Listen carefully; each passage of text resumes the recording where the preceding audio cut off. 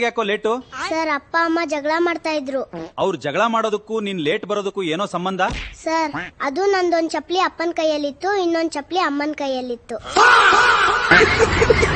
ಗುಂಡಾ, ನಾನ್ ನಿಂಗೆ 2 ವಾಕ್ಯ ಕೊಡ್ತೀನಿ, ಅದ್ರ ಮಧ್ಯೆ ಇರೋ ವ್ಯತ್ಯಾಸ ಹೇಳ್ಬೇಕು. ಸರಿ ಸರ್.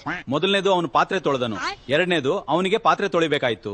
ಮೊದಲನೇ ವಾಕ್ಯದಲ್ಲಿ ಅವನ್ಗೆ ಮದ್ವೆ ಆಗಿಲ್ಲ, ಎರಡನೇ ವಾಕ್ಯದಲ್ಲಿ ಅವನ್ಗೆ ಮದ್ವೆ ಆಗಿದೆ ಸರ್. ಗುಂಡಾ, ನಿಮ್ ಮನೇಲಿ ಎಲ್ಲರಿಗಿಂತ ಚಿಕ್ಕವ್ರು ಯಾರು? ಅಪ್ಪ ಸರ್. ಅದ್ ಹೇಗೋ ಗುಂಡಾ? ಯಾಕಂದ್ರೆ ಅಪ್ಪ ಇನ್ನು ಅಮ್ಮನ್ ಜೊತೆನೆ ಮಲಗ್ತಾರ sir. Sir, I am going ಅಂದ್ರೆ ಏನರ್ಥ? ನಾನ್ ಹೋಗ್ತೀನಿ. ಸರ್ ಹೇಳಿ ಸರ್ ಪ್ಲೀಸ್. ನಾನ್ ಹೋಗ್ತೀನಿ ಅಂತ ಹೇಳ್ದೆ ತಾನೆ? ಅಯ್ಯೋ ಸರ್, ಅದೆಂಗ್ ಹೋಗ್ತೀರಾ?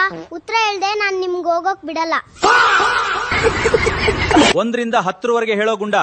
1 2 4 5 6 7 8 9 10. ಆಯ್ತು ಸರ್. 3 ಹೇಳೇ ಇಲ್ವಲ್ಲೋ? 3 ಸತ್ತೋಗಿದೆ ಸರ್. ಯಾರು ಹೇಳಿದ್ದು ನಿನಗೆ? ಬೆಳಿಗ್ಗೆ ಪೇಪರ್ ಅಲ್ಲಿ ಬಂದಿತ್ತು ಸರ್, ರಸ್ತೆ ಅಪಘಾತದಲ್ಲಿ 3 ಸಾವು ಅಂತ. ಮಾರ್ಕ್ಸ್ ಕಾರ್ಡ್ ನಲ್ಲಿ ಮಾರ್ಕ್ಸ್ ಯಾಕೋ ತಿದ್ದಿದ್ಯಾ ಗುಂಡಾ?